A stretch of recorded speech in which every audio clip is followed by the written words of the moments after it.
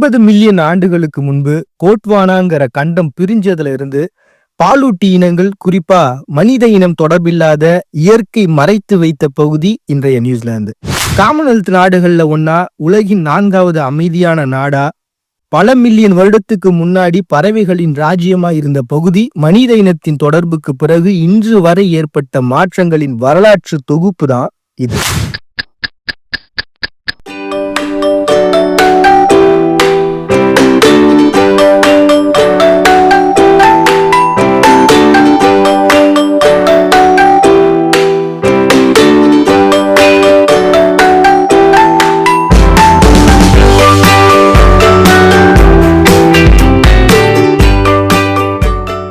Pacific பெருங்கடல்ல வடக்கு பகுதி, தெற்கு பகுதின்னு 2 பிரிவோட 600க்கும் மேற்பட்ட சிறிய தீவுகளின் கூட்டமைப்பு நியூசிலாந்து. பூமியின் நிலப்பரப்புல ஏற்பட்ட மாற்றங்களால தனியா இந்த பகுதி தீவா பிரிய, பாலூட்டி இனங்கள் பெரும்பாலும் இல்லாத பகுதியா இருந்ததால கடல் கடந்து வந்த பறவைகளுக்கு சொர்க்கமா இந்த இடம் மாற ஆரம்பிச்சது.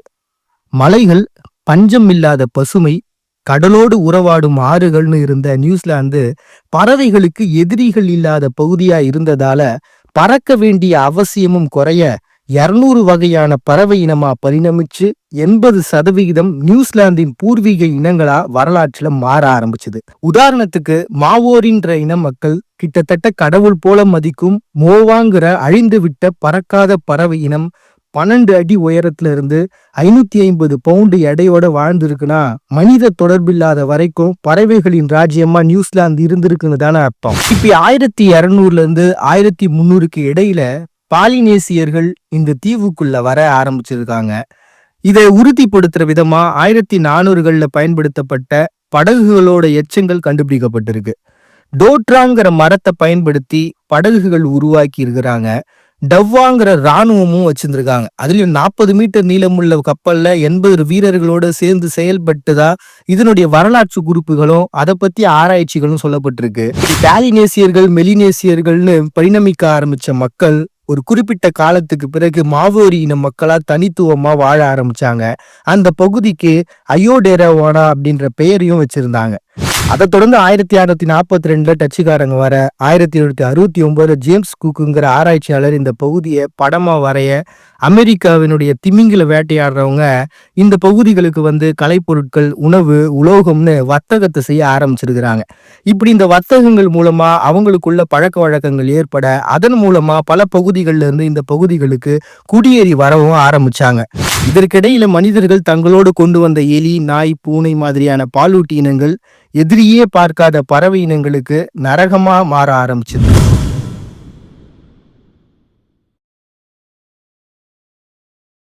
மோவாங்கிற பெரிய பறவை இனம் மாதிரி அப்படி 51 பறவை இனங்கள் இதுவரைக்கும் அழிஞ்சிருக்குன்னு ஒரு குறிப்பு இருக்கு. 15ஆம் நூற்றாண்டுல ஏபிள் டாஸ்மன், ஜேக்கப் லூமெய்ர் தவறுதலா கண்டுபிடித்த இந்த பகுதியை ஸ்டேட் லேண்டுன்னு குறிப்பிட்டிருக்காங்க. அதற்கு பின்னாடி ஹென்ரி ஃப்ரூவர்ன்றவங்க இது ஒரு சிறிய தீவுதான்னு அந்த எண்ணத்தை மாத்தி அமைச்சாங்க. நோவா ஜோலாண்டியான்னு பெயர் இந்த பகுதிக்கு வச்சிருந்திருக்காங்க. அதுதான் காலப்போக்கில் நியூசிலாந்து அப்படின்னு சொல்லி மாறி இருக்கு. இப்படி தொடர்ந்து குடியேற்றங்கள் அதிகரிக்க மாவோரி இன மக்களுக்கும் குடியேறியவர்களுக்கும் இடையில சண்டைகள் பிறக்க ஆரம்பிச்சது. 1801ல இருந்து 1840க்கு இடைப்பட்ட காலத்துல மட்டும் 600க்கும் மேற்பட்ட போர்கள், மஸ்கட் வார்னு அதை குறிப்பிட்டிருக்காங்க. இதுல கிட்டத்தட்ட 30,000ல இருந்து 40,000 வரைக்கும் மாவோரி இன மக்கள் உயிரை இழந்திருக்கலாம்னு, அதன் மூலமா மாவோரி இன மக்களுடைய மக்கள் தொகை 40% வரை குறைந்திருக்கு. இந்த பிரச்சனையை தீர்வுக்கு கொண்டு வர ஐரோப்பியர்கள் நிறைய பேர் அனுப்ப ஆரம்பிச்சாங்க. அதுல 1832ல ஜேம்ஸ் பசிபிக் அப்படின்ற பர்சன், அதை தொடர்ந்து சார்லஸ் டிசிரியான்னு ஒரு பர்சனு, இப்படி தொடர்ந்து ஆட்கள் வர மாவோரி மக்களுக்கும் இது ஒரு தீர்வு கிடைச்சா போதும்னு 4ஆம் வில்லியம் மன்னர்கிட்ட முறையீடும் வைக்கிறாங்க. அதன் மூலமா இந்த பிரச்சனைகளாலையும் இதனால் தொடர்ந்து ஏற்பட்ட நிகழ்வுகளுடைய விளைவா கடைசியா அவங்களுக்கு கிடைச்ச ஒரு பதில் தான் வைதாங்கி ஒப்பந்தம். 1840ல வைதாங்கி ஒப்பந்தம் போட்டு பிரச்சனையை முடிவுக்கு கொண்டு வந்துடலான்னு முயற்சி பண்ணாங்க. இங்கிலீஷ், மாவோரின்னு சொல்லிட்டு 2 மொழிகள்ல அந்த ஒப்பந்தம் எழுதப்பட்டிருந்தது.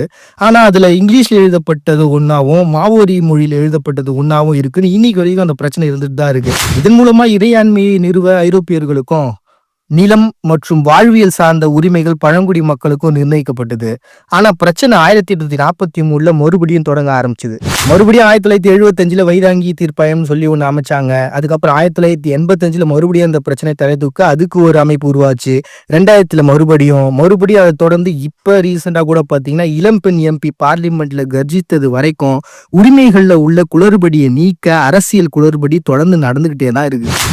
12ஆம் நூற்றாண்டுல ஆரம்பிச்ச மனித இனத்தின் குடியேற்றத்துல இருந்து ஐரோப்பியர்கள், டச்சுக்காரர்களுடைய வருகை முதற்கொண்டு இப்ப வரைக்கும் ஏற்பட்ட பல மாற்றங்களோட தொடர்ச்சியில 2023 கணக்குப்படி கிட்டத்தட்ட 52.2 லட்சம் மக்கள் தொகையோட 95% ஆங்கிலம் பேசுறவங்க, 4% மாவோரிகள், அதுலயும் 54% ஐரோப்பியர்களாகவும் 17% மாவோரி இன மக்களாகவும் 8% ஐரோப்பியர்கள் மாவோரிகள் கலந்தவர்களாகவும் இருக்கிறாங்க.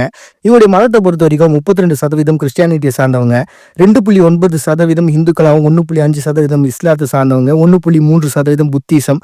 அதையும் தாண்டி 48.2% பெரும்பான்மையான மக்கள் எந்த மதத்தையும் சாராதவங்க அப்படின்னு குறிப்பிடப்பட்டிருக்கு. உலகத்தினுடைய அமைதியான நாடுகள் பட்டியல்ல 4வது இடத்துல இருக்கு. இதுவும் குறிப்பிடத்தக்க ஒண்ணு.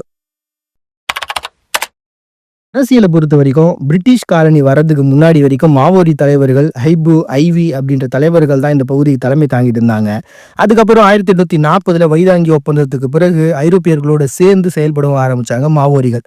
இதனால இன்னும் அரசியல் பெரிய மாற்றங்கள் ஏற்பட ஆரம்பிச்சது. அதுல குறிப்பிட்டு சொல்லணும் அப்படின்னா செம்பரி ஆடுகளை வளர்க்குறவங்க, சுரங்கம் வச்சிருக்கிறவங்க, சுருக்கமா சொல்ல போனா அந்த காலகட்டத்தில் இதெல்லாம் வச்சிருந்தவங்க அதிகமா பணம் படைத்தவர்களா இருந்தாங்க.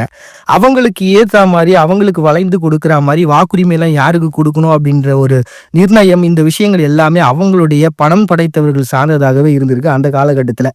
அதை தொடர்ந்து அரசியல நிறைய மாற்றங்கள் ஏற்பட ஆரம்பிச்சது. அதே சமயம் 1893 சுயாட்சி கொண்ட நாடுகள்ல பெண்களுக்கு வாக்குரிமை கொடுத்த முதல் நாடா நியூசிலாந்து மாறவும் ஆரம்பிச்சது.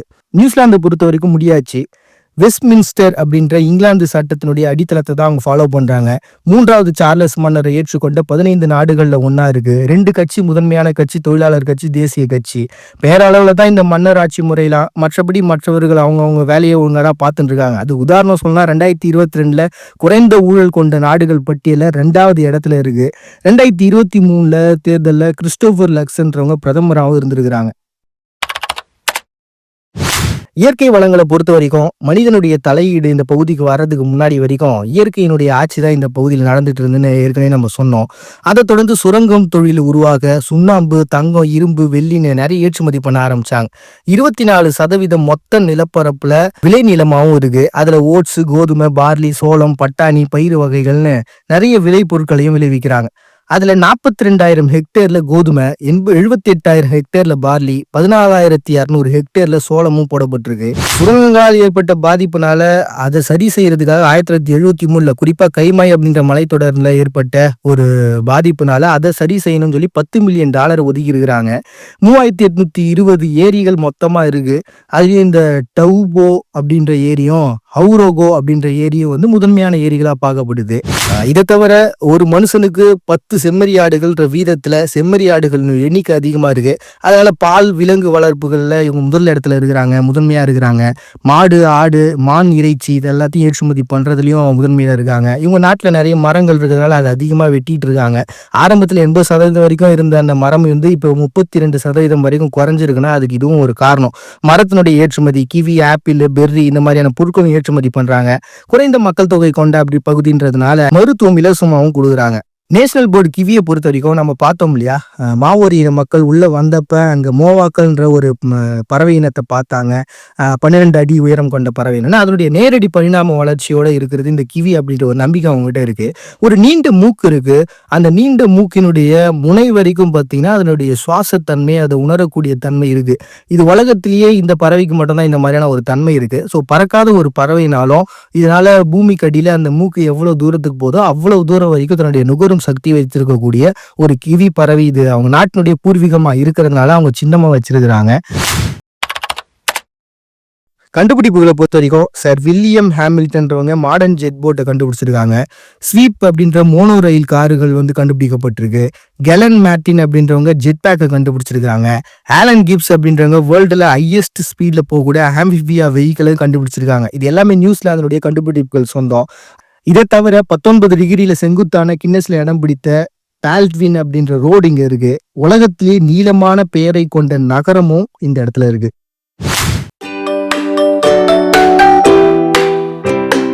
இயற்கையில மனித இனத்தின் பார்வையிலிருந்து பல மில்லியன் வருடங்களா இயற்கை மறைத்து வைத்த இடம்.